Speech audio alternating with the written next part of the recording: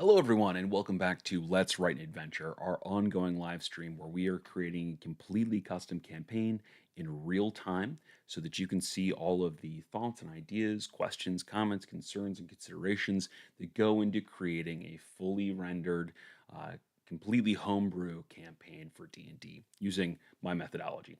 I'm RJ Kerr, I'm your host as always, and today we are going to be picking up with the structure of a side quest that we've been working on here. Um, we spent the last few sessions building out a very unique, very original kind of monster for this side quest. And now we're going to put that into action and build this little mini adventure around it. So before we jump off into that, though, I want to give you kind of a quick summary of what we've done so far here in case you're not caught up on the episodes or you're joining us for the very first time. So, as I mentioned, we are creating a completely custom campaign with its own unique domain of dread. And to do this, we are employing what's called a story circle structure. And when I talk about the story structure here, I'm not saying that we're building on a rigid plot that we can't deviate from or something we're going to railroad the characters with. I mean, we're using this structure to help us as DMs make sure that we have all the pieces and parts that we need for a strong story. And so it gives us something to work with, something to start with, and a place from which to deviate. And so we've begun filling that out. We've started with things like we know how our characters enter this domain of dread through a portal that opens up on the blood moon. We've talked about what kind of personal motivations might draw them through this portal. We have figured out where they land at a shanty town that we're calling Darkport, which sits on the edge of an inland sea. And we've discovered that this inland sea is a big part of this domain of dread. It was once the basin of a thriving metropolis that's now fallen into ruin and become flooded. We have also figured out that this domain has a Dreadlord, which makes sense. It's a domain of Dread, uh, who is an elemental villain that we're calling Ovander. And we're still fleshing Ovander out, something we're probably going to have to come to grips with relatively soon here, so we can figure out exactly how he interacts with the characters throughout this campaign and when he'll pop up and what his role is in the overarching story. We have also done our very first adventure. We have written one where the characters are kidnapped and briefly enslaved and have to escape their captors, and in doing so, learn about the existence of a long lost artifact that gives the wielder some modicum of power over this domain of dread, and learn that this artifact is probably their best chance for getting out of the domain alive. And so now we're working on a larger, sort of very proactive section of the campaign where the characters have some clues to go on to go looking for this artifact. Uh, and they can follow those clues to various investigative scenes, places where they can find more clues. And when I say scenes, I mean this covers a lot of sort of territory. So we've done some that, we've done one that it's just a sort of simple social encounter. We've done one that's a more complex social encounter that has a variety of complications and little mini objectives within it. We've done mini, a little five-room dungeon sort of deal here. We've done a heist-style adventure, and now we're working on a side quest that's grown out of this simple social encounter. And we've still got more to do, so we're going to be building lots of different style adventures and encounters here and things for our characters to explore. But the point is that in each one of these, there are follow on clues that the characters can discover and take those clues and follow them to either a next location, a next investigative scene, or to the ultimate solution of where is the artifact and where do they go looking for it. So today we are picking up with that side quest we talked about. We had this. We have a little simple social interaction where the characters go to talk to a retired monster hunter, trying to get information about this artifact. And This monster hunter has his own objectives. He is obsessed with this one creature that he was never able to slay, and it has driven him a little batty. And so, of course, he would request that our characters take up that mantle and go slay the beast, which they may or may not do. Um, but we are running with this little side quest here is something that they can use to kind of sidetrack themselves from the main narrative. Something that can be as we run the campaign, a little bit of a palate cleanser, a little bit of escape for the main story, which can be refreshing sometimes. Um, so what we've done is we've built out this original monster that uh, that adheres to a couple tenets, a couple core ideas that we came up with when we were ideating this. One, we wanted to have a memory effect. We wanted characters and creatures who were not looking at it and didn't physically hold a piece of it to forget it as soon as it was out of line of sight. Two, we wanted it to be not just a singular monster, but a series of clones, so that as it's slain, it comes back again and again and again until these clone pods are taken care of, till they're destroyed. And three, we wanted it to get more difficult to kill with every iteration. So we wanted it to evolve every time it comes back as a new clone. So we spent some time coming up with that. We've come up with a very unique monster, and now we've got to put that into action. So we're going to jump up into that Monster Hunt side quest structure here momentarily. Before we do, I want to remind everybody this is an interactive live stream. So as you have comments, questions, concerns, ideas, thoughts, opinions, or frankly anything else you want to chat about, jump into the chat. If you're watching the recording of this, feel free to hop into the comments as well, and I do check all of those. But don't be shy. Jump in. Speak up. Give us your thoughts. I love hearing from you guys. You come with some incredibly creative ideas and have given so much value to this campaign already. So, absolutely love working with you. All right. With that being said, let me go ahead and share my screen.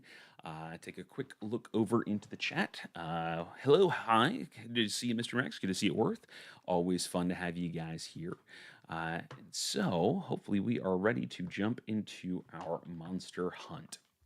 So we still have a lot to build out in here, but we have a simple structure that we kind of brainstormed before when we were initially creating this. And so something that just to kind of remind everybody where we are.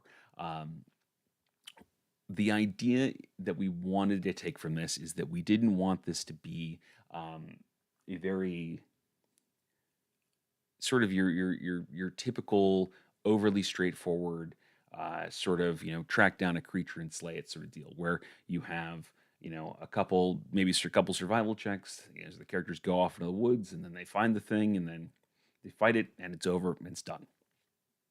We wanted this to be a little a little more dynamic. We wanted this to be a little more narrative in a lot of ways. And so we built our creature around that to give ourselves some tools because we came up with a simple sort of structure. This idea that the characters are gonna start with what they assume they're gonna start with. They got to go track the beast, and they're gonna fall into that typical pattern of hunt it down and slay it. But uh, since it is a clone, since it's going to come back as clones, this creature is going to come back and the characters are unaware of that. So we've got first contact, their first fight, and then we've got a second encounter with the creature as they realize that it is coming back stronger, and coming back at all. They slayed it, and yet here it is again.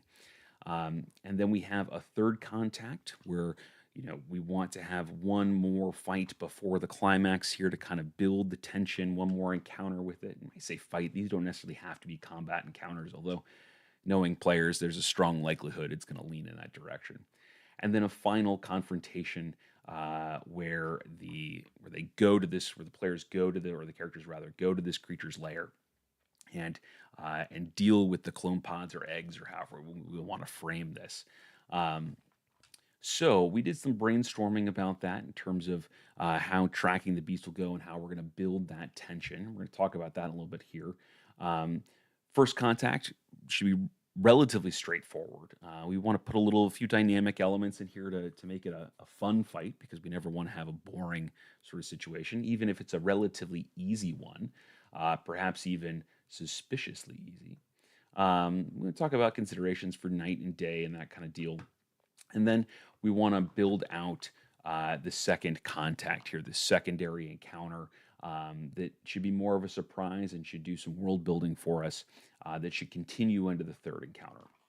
So, I would love to be optimistic and say we're going to get through all this today, but knowing us, we won't. So, let's just dive into it and get rocking and rolling from here. So, last time we were doing a little bit of restructuring for this tracking the beast section here, and deciding sort of what it was that we wanted to have in here to really build the tension, because we're trying to build the atmosphere. We're trying to pull our players into this world so that it feels very narrative. It feels like they are actually on the trail of a dangerous creature, instead of it just being, all right, roll survival. Well, you got a 17. Okay, that's good enough. You find the tracks, you follow them up the river, and boom, here it is. We don't. That isn't. Maybe that's fun for some people, but that's not very. I don't think it's very exciting. I think it's very thrilling. So we want to do some of that. So we talked a little bit about sort of the process of this journey, where they would be directed to, that this monster hunter would send them to this town as sort of a starting point, and then there would be the mouth of a river just outside this town that they would then follow up to go track the creature. And we wanted to have a few sort of loose encounters along the way, again to kind of build this tension. And so we talked about having this when they come to town, being stopped just before arrival by this sort of lone doomsayer, who is begs them to turn around and abandon this cursed land. Is this town is clearly living under some sort of oppressive horror they don't understand. We want to see that as the characters enter into this town, because they've been being preyed on by this monster, but they don't remember it, right? Then we want to give a little bit of flavor for this, the mouth, the river, the starting point, kind of set the scene for the actual tracking.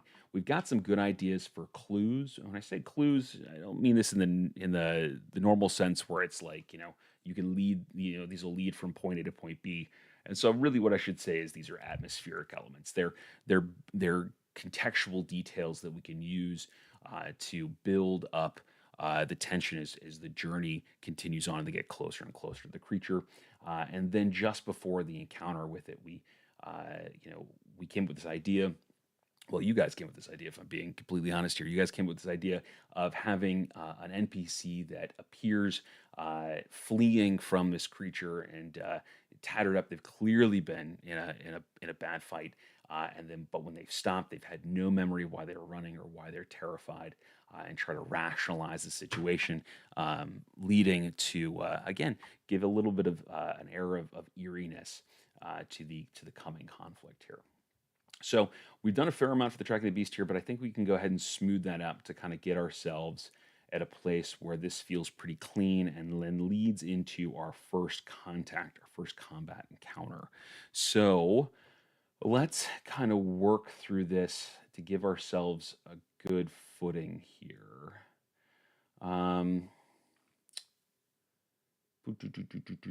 Okay, so we've got the idea of this lone hermit, this doomsayer who confronts the PCs, waving this crude holy symbol. Let's see here. So let's think about, this is all very atmospheric, right? We're building up to something here, and so we want lots of details, lots of sensory details in this, not so that we can just dump this in as exposition, but as so that when as the characters are exploring this world, we have lots of little things to pull out, to make them question what's going on here, and to perhaps ask questions of the villagers themselves that really can't truly be answered.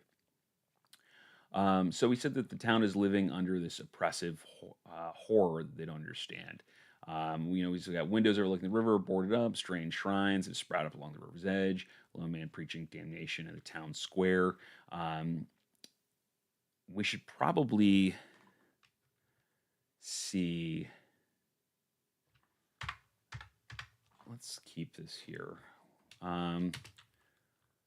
We should probably see some of this fear on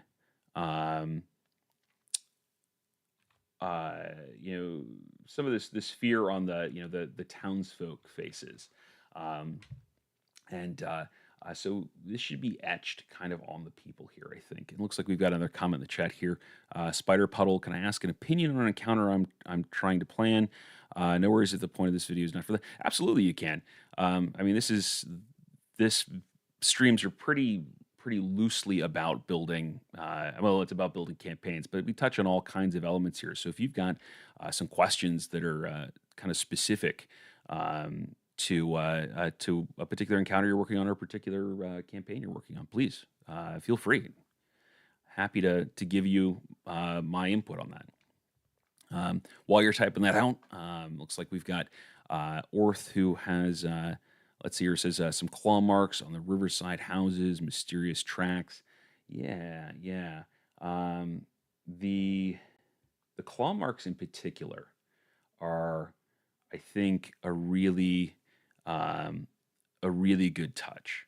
Um, that kind of goes back to what we were talking about last time, where one of Alfred Hitchcock's rules is that a monster is always scariest when it's off screen, right before you see it.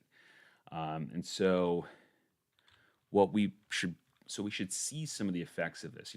We see some of the concern with like the boarded up, windows and little shrines and that kind of deal. But we should probably see. Let's see here on the river side of town. Um, Strange claw marks scar the trees and edges of buildings.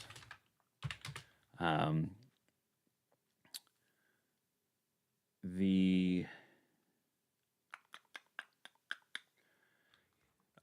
we're talking about the random fish parts here. Yeah.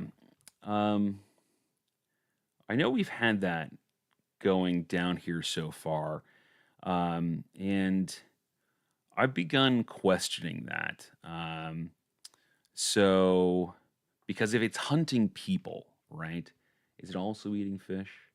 And if it's hunting people in the town, um, we should probably see some. We should probably see some evidence of that. Maybe we've got some townsfolk who have strange wounds that they can't explain from people who encounter this creature. Um, uh, who encountered this creature and kind of got away.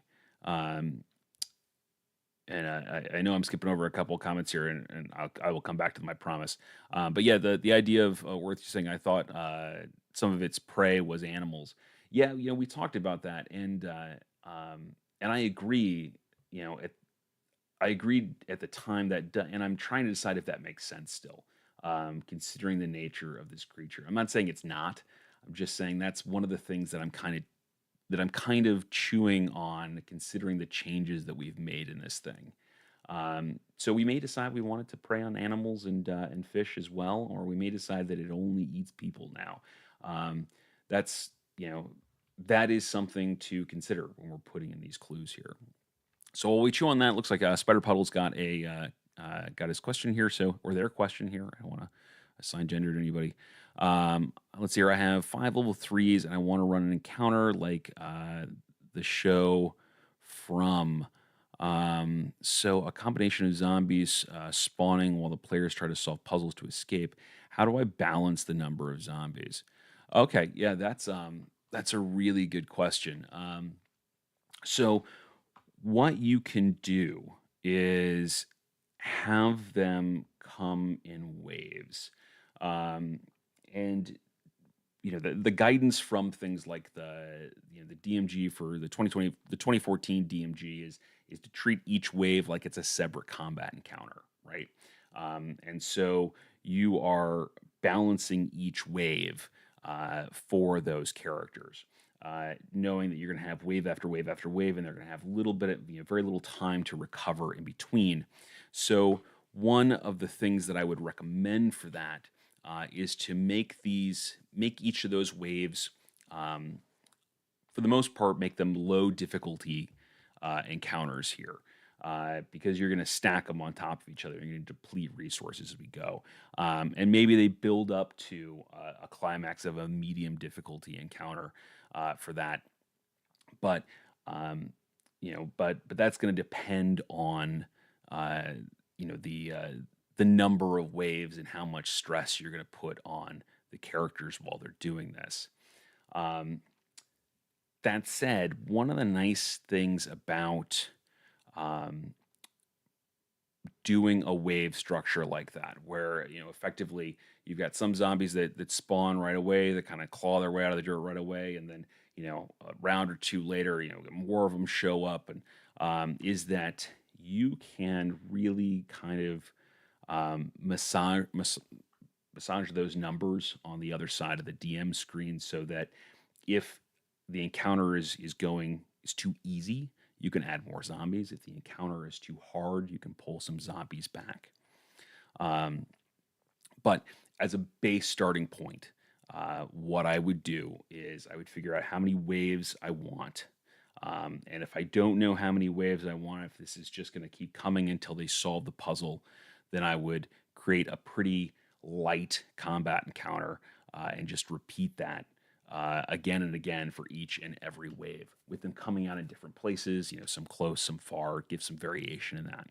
Um, but I would just start with whatever a light combat encounter is in there. So to that end, why don't we take a look at the um, at the 2020 2014 DMG, and to give you an idea of kind of with those numbers, 5 level 3 characters, how many zombies I would consider a light combat encounter on there. So let's check our source books. Dungeon Master's Guide. I've just got D&D Beyond up on the other screen here. Obviously, I can't share that because of intellectual property. But we're just going to Chapter 4, Combat Encounters, and we will look up the difficulty here. So you've got, level 3 characters. So that means you're looking at per character 150 XP on the low end here is part of your budget. So that's what 750 XP that you're looking for there, which means you can have a fair amount of zombies in that. So if we were to look up what the CR and experience threshold is on zombies, they're a 1/4, so they're 50. So I mean, we're talking you can have an enormous wave of zombies that pretty much come every round. Something you might do to that end, because zombies are 50 XP each, right? So if you're looking at 750 is your budget for a low encounter, dividing that by 50, you're looking at 15 zombies a round. That's a lot of zombies to manage each and every wave. So what you might do then is mix it up a little bit here and use some things like ogre zombies to kind of eat up a little bit more of that budget. For example, an ogre zombie is a CR2. It's 450 XP, right? So out of your 750, that leaves 300 left, which means you're looking now at 6 zombies. So now you have a wave that is 1 ogre zombie and then 6 regular zombies. A little more manageable for you on your side of the DM screen. Doesn't risk too much in terms of overrunning the characters and the action economy there. But on the other hand, you may want a situation where there's just an ungodly amount of zombies coming down at them. And part of the challenge is crowd control, where some characters are trying to control the swarm while other characters are trying to solve the puzzle. So, but I will say that I really like what you're doing with the structure there, and that you're combining a combat encounter with a puzzle, because that sort of dueling objectives is inherently going to make that combat encounter much more interesting. There's going to be a lot more flavor and a lot more excitement to it. So very cool, very cool. All right. So with that, let's jump back in the chat here. We've got a couple other comments. So back to our what we're working on here. Mr. Mex is saying this thing was a crustacean-like, if I remember correctly, possibly some scales of various size as the creature matures. Ooh, that is an interesting point. Um, so think about the biology of this creature here. And this is a fantasy game. You don't have to dive this deep into it. You can come up with whatever answers you really want for this sort of thing. Um, you know, my degree is a biology degree, so I like thinking about this. But you know, if we have this creature that's kind of coming out of these eggs, sort of fully formed, um, then uh, it. I don't know that it would. I don't know that it would shed an exoskeleton, um, for the most part. That being said, um, your players aren't necessarily going to ask that question too much. Um, so that could be a cool thing that they kind of find along the way, is a this sort of cracked open exoskeleton.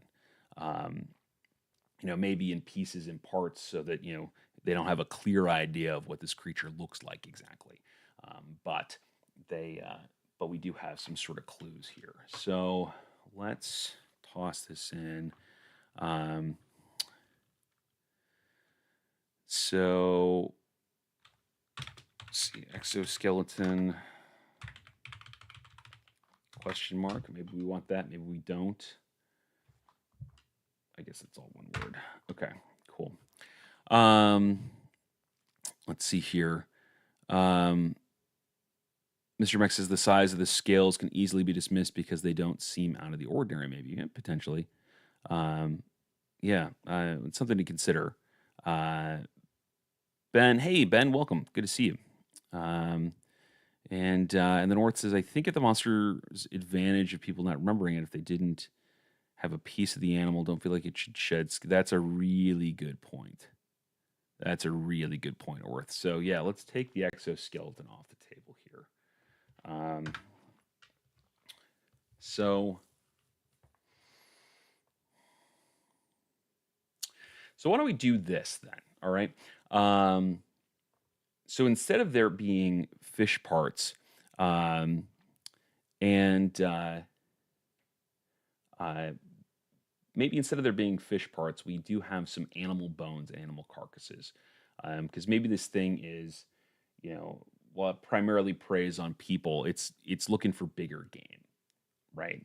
Um, so maybe we have some animal bones as we go through here. Um, and so we might see some of that, probably see some of that farther up and not quite in town, but kind of up, along the path here. Because we kind of want we want some of these clues to escalate, some of these telltale signs to escalate. Let's see here. Ben says maybe a message written in blood on the side of a destroyed wagon. The message reads, "Remember." Um, yeah, we have this idea of this sort of smashed boat too. Um, so yeah, instead of him still clutching his spear or something along those lines, um, we could. If we want to get real graphic on this, and it's a horror campaign, so why not?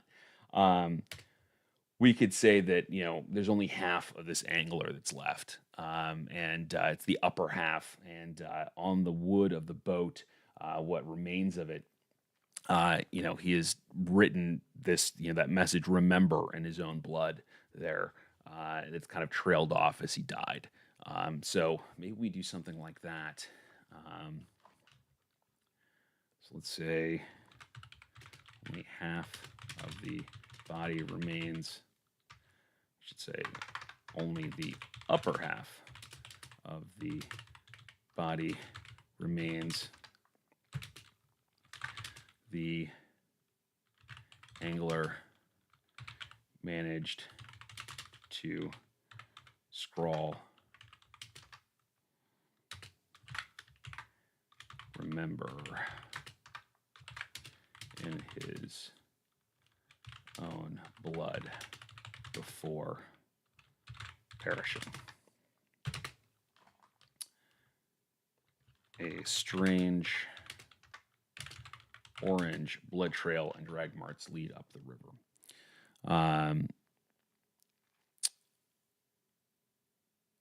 Mr. Mix says the question is who's going to pick up random scales, especially if they have no idea they're even after anything.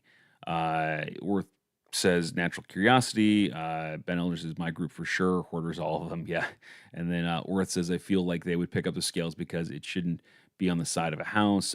They would pick it up. Keep it on the other hand, no idea. Unless you have a loot goblin PC who hoards everything. So yeah, so that is a really good point here. Sort of the reason to not have these scales or these exoskeleton pieces here is twofold. One, if the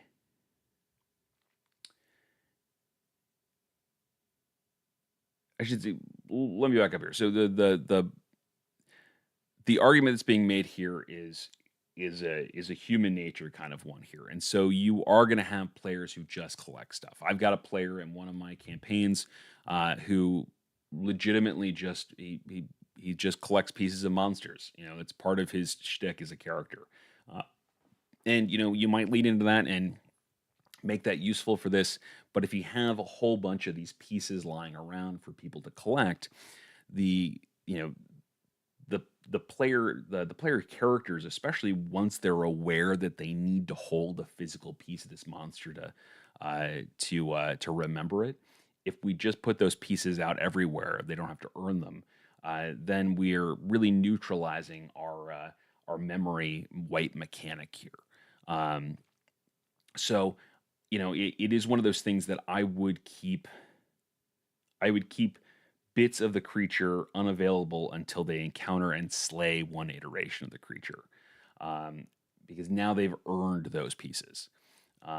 Whereas if they just kind of find them on the way up there, that is kind of convenient, and it does nerf one of the major abilities that we've given this creature. Um, so yeah, okay. Let's see here. We have, we got some stuff to clean up in here because for example, this clue here says, tracks join the blood as the PCs grow closer to the creature. Soon, frothy egg clusters dot the river like scum in the water. We know that it doesn't lay eggs anymore. It has those clone pods. I mean, if it lays eggs, then they're bigger. They're not like the frog spawn kind of stuff. So we can remove that. Let's see here. What we can probably do for this strange debris floating down river, odd bits of clothing like a lone boot, chunks of broken boat, stained with blood, humanoid or fish, probably humanoid for the most part. The we could make this, and I think we should make this part of this boat. So let's see here. So we can say these bits of debris come from the smashed boat found farther up river. Because again, now we're kind of hinting at that there is a something up ahead here, and if we don't pay off on that, that's going to raise a lot of questions. The animal carcasses, I think, are a good thing to put in there. We can say we should probably put this in as like a animal carcass.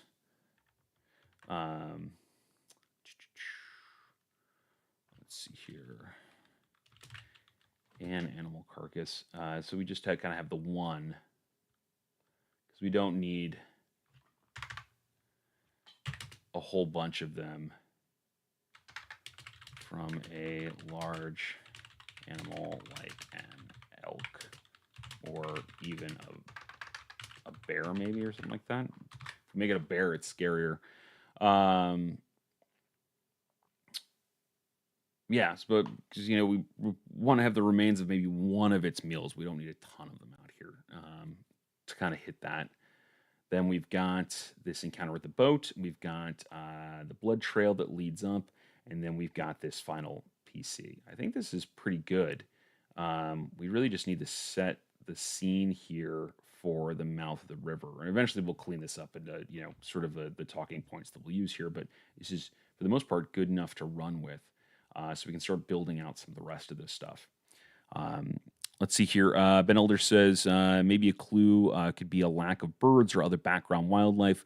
Maybe a survival or nature check can reveal that they're avoiding this area because something scares them. Um, yeah, I mean, you could absolutely do that. Um, to that end, so okay, so yes, putting in something like there's no birds, it is eerily quiet, or something along those lines, is a really good touch to put in. It's, it's a classic, right?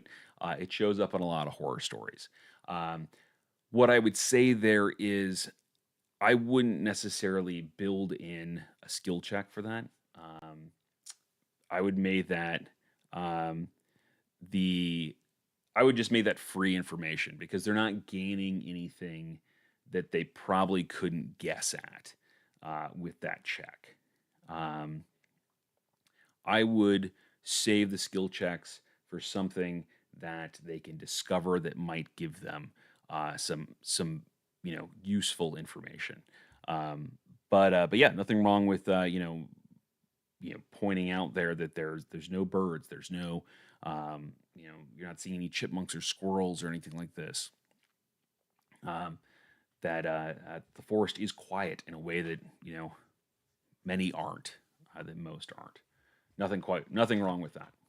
Um, so cool. So now we kind of have the um,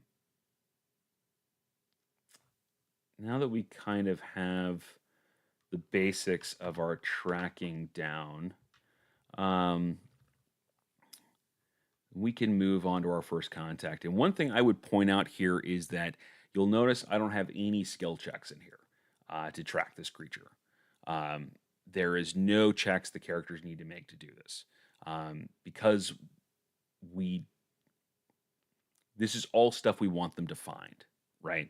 This isn't stuff that if we make their if we make sure there's if we require a skill check in between each one of these points, we end up at a place where if somebody fails, now they're just kind of lost in the woods and they're kind of thrown out of this adventure until they make another success and then find their way back or something along those lines. But then that just becomes a series of ultimately kind of what will feel like meaningless checks for your characters, unless we're going to build in a table of things they could stumble into if they come across, if they veer from the path here.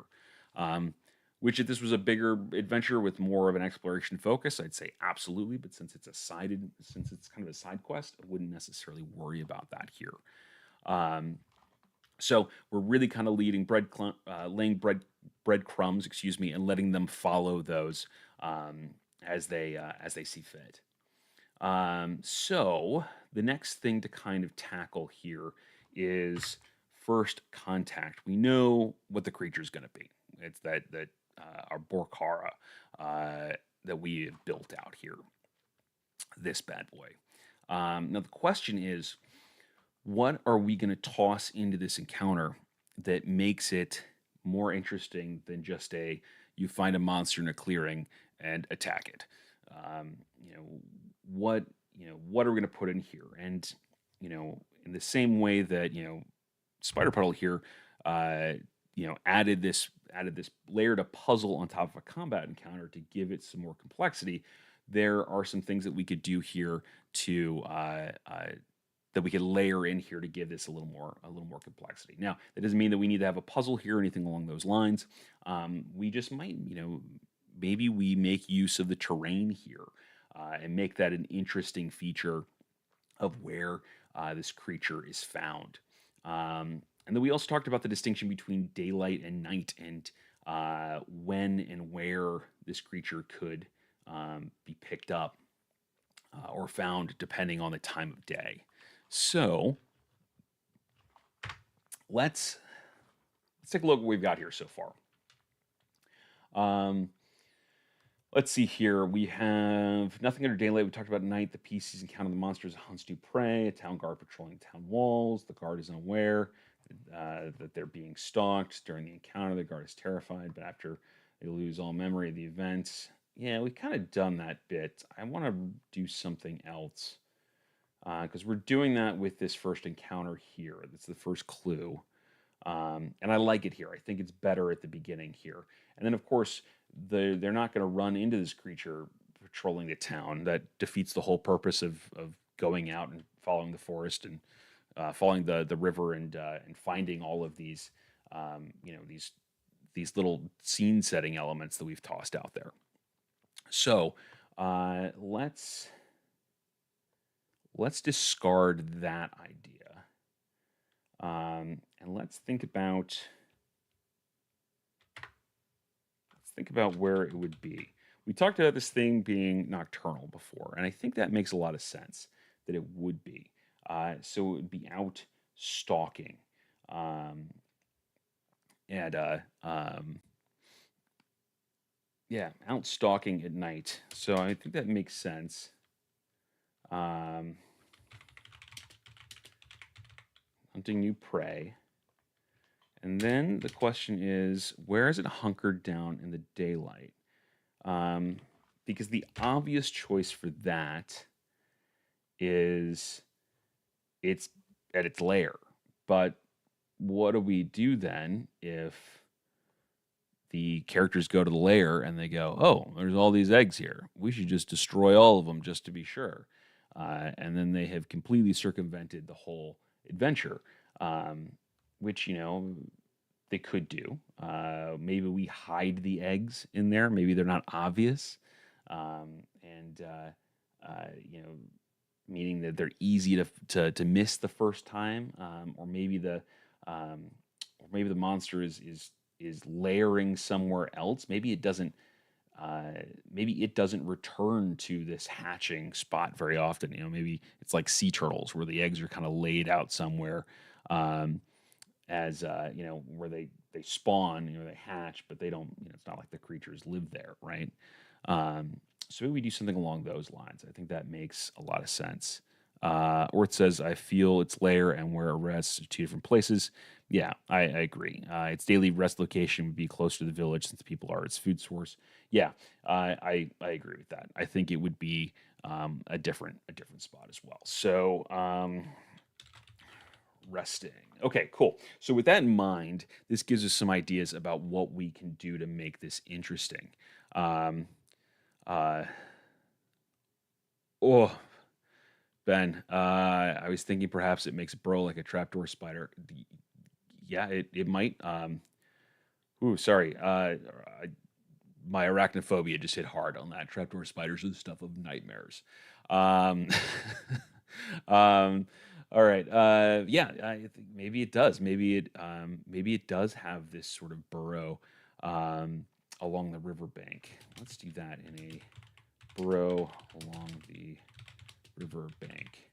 That adds a cool little layer here. That does mean though. Yeah, you're good, Ben. You're good. Usually I can read this stuff without there being a problem, but that one hit hard for whatever reason. So let's see here. We kicked around the idea previously of giving it a burrow speed, and we didn't do that, which doesn't mean it can't make a burrow. It's just something to bear in mind while we're working on this.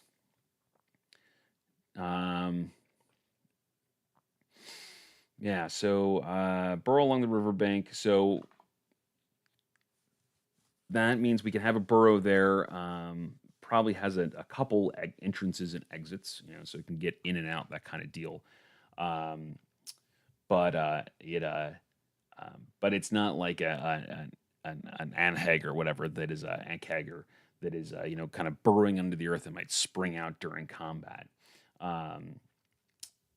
But we could have it in kind of cramped quarters Um, so, characters have to crawl in there to go get it. Um, or they gotta wait it out until it comes out in the night. Um, so I like that. That gives us a little bit of gives us a cool terrain factor there. We could say burrow tunnels are cramped and tight, requiring a medium-sized creature to crawl slash squeeze. Well, this is a large creature, so one have to squeeze, but they have to crawl. We could say to crawl. Yeah.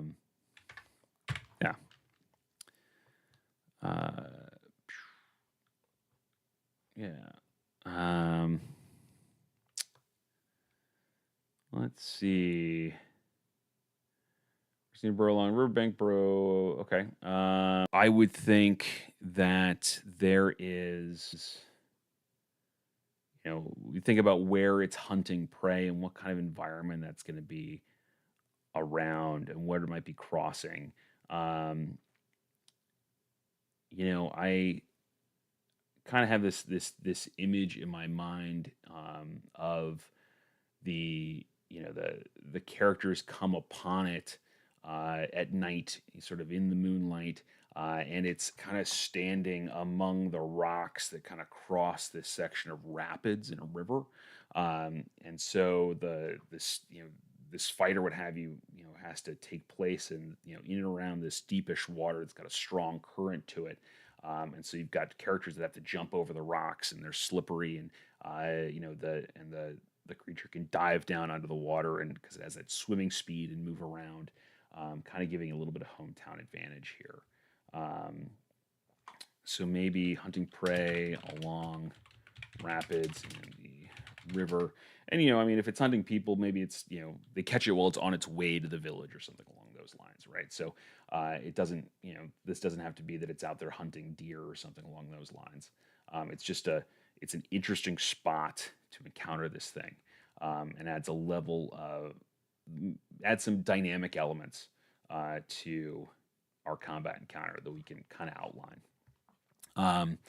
Let's see here. Mr. Mech says it could also bury its eggs so they're not exposed. Yeah, that might be an interesting complication that we might want to add to the monster layer. To this, to the layer section here, which we're gonna have to rename because it doesn't layer here. We could say eggs buried? Question mark. And we can kick that around whether we want those to be hidden or whether you want those to be out in the open. Let's see here.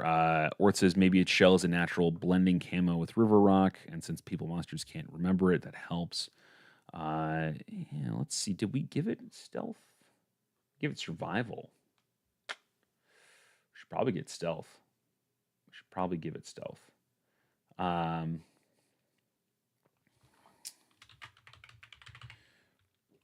Stealth would make sense as a predator.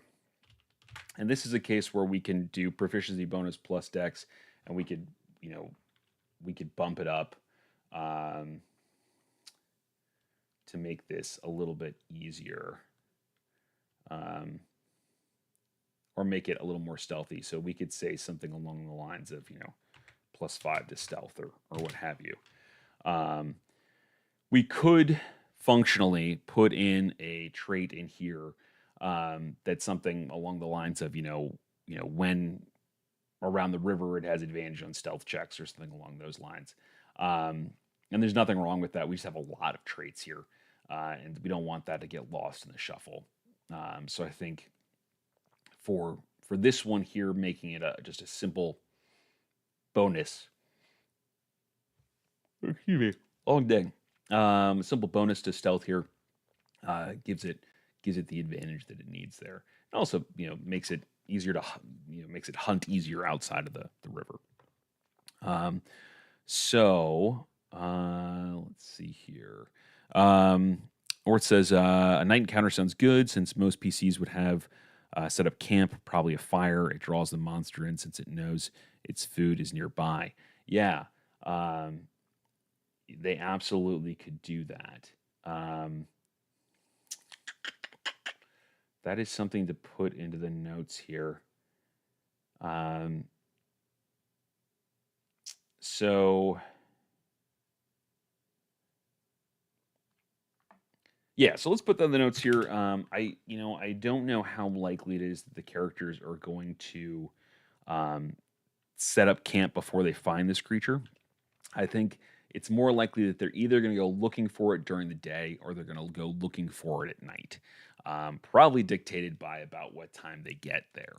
Um, so, um, but there is the possibility that they'll go part of the way and then camp for the night, that kind of deal. So there is that possibility. So we should absolutely put a note in there. We should say if the PCs are camping, uh, the creature is drawn to their campfire.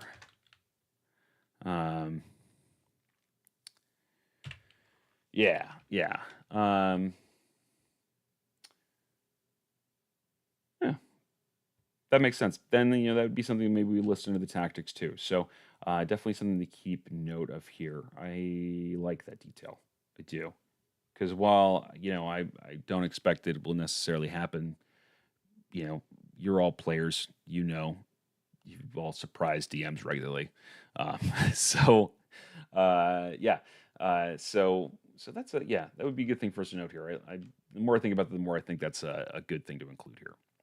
And then where it says, I guess it depends on what the hunter tells them about the monster's habits, if it's nocturnal or not. Yeah, and that's something that I don't know if I was running this, I would necessarily volunteer as the monster hunter. I think I would just kind of babble incoherently about it, and then if the characters decide to dig deeper into this, that they might gain some useful knowledge. Otherwise, excuse me. Otherwise, they just kind of run off half cocked, and have to learn all this stuff the hard way, which can be a lot of fun. Um, having to figure out how to recreate information. For example, I once had a adventure where the characters had to go find a missing person and they forgot to ask any questions about what that missing person looked like. So when they were out running around, they had no frame of reference as to what they were actually looking for visually. They just had to ask. They had to, see what clues they could gain just by interviewing people. Um, so cool. So we've got some good details for that. We we'll build some of these out. We'll build some of the mechanics out for these next time. For example, what the like the rapids. What's the current like? How does that work? What is jumping through the rocks? Work like? What is who's affected by the current? Who isn't affected by the current? For example, this creature has a swim speed. It probably isn't affected by the current, but characters that don't have a swim speed probably are. And how far does it carry them, or what's the skill check to swim upstream and all that kind of stuff. So we'll build that one out next time. We'll also talk a little bit about the burrow here and what kind of moving through that is like. To give us a little bit more of again, to make combat a little more dynamic here. But let's do a couple quick notes on the tactics as we're getting towards the end of our stream for the night. Let's say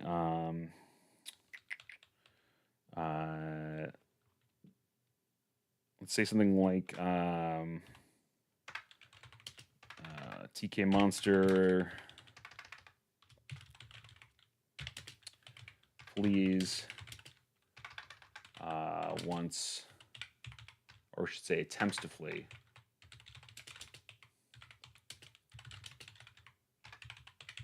Once bloodied. It has a sense of self-preservation. The So it probably doesn't fight to the death. It probably tries to escape and forcing the characters to continue chasing it. And We might add some chase complications to that. Um, for this sort of thing, I would probably do, if it does end up being kind of a chase, I would probably do it as a lighter thing and make it more of a skill challenge as opposed to a uh, uh, uh, as opposed to like the full chase mechanics where it's initiative and there's distance tracking and that kind of thing. I think I would probably keep it a little bit lighter than that, since this isn't meant to be a quote unquote chase encounter. It just may end up becoming a chase. To that end, and I want to talk about this at some point, but not tonight. I don't know if any of you have checked out, Cthulhu by Torchlight, the D&D supplement that Chaosium, the creators of Call of Cthulhu, put out. But they have a really cool section in there about skill challenges and how to make them really narrative and how to make them interesting and more than just a series of dice rolls. That that I really am liking. So it's worth checking out. Something I think will probably work into some encounters going on here. But a fun little mechanic to make, yeah, to make some physical encounters that aren't always combat, but still have them be be narrative and fun. Let's see here. Um, Let's see here. A couple last comments before we jump off here. Ben Elder says it is a burrow or a hive. Suppose if the other clones were there, it could be a hive. Yeah,